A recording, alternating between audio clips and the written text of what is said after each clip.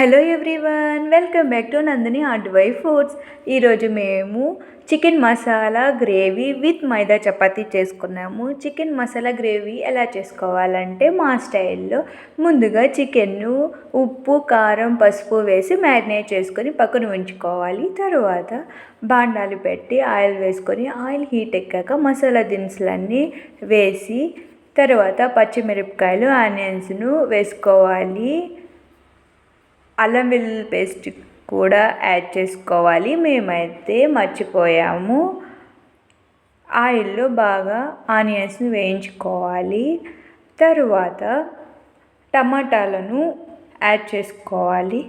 మేమైతే టమాటాను వేసుకుంటున్నాము, ఎందుకంటే మసాలా గ్రేవీ కాబట్టి. టమాటాలు ఆయిల్లో బాగా ఫ్రై చేసుకోవాలి.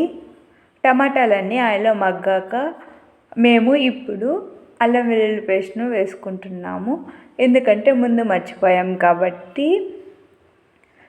కొంచెం పసుపుని యాడ్ చేసుకొని టమాటాలన్నీ ఆయిల్లో మగ్గనివ్వాలి. టమాటాలన్నీ ఆయిల్లో మగ్గాక ముందుగా మ్యారినేట్ చేసుకున్న చికెన్ను మనం చేస్తున్న మిశ్రమంలో వేసుకొని బాగా కలుపుకోవాలి. వాటర్ ఏమి యాడ్ చేయనక్కర్లేదు, ఎందుకంటే చికెన్లోనే వాటర్ ఉంటుంది కాబట్టి. కొత్తిమీర, పుదీనా, కొంచెం సాల్ట్ వేసుకోవాలి.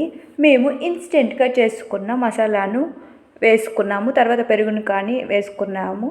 గ్రేవీ అయ్యాక కొత్తిమీరతో గార్నిష్ చేసుకోవచ్చు. చూసారు కదా, చాలా సింపుల్గా చికెన్ మసాలా గ్రేవీ చేసుకున్నాము. Like, share, subscribe to Nandini ఆర్డవై.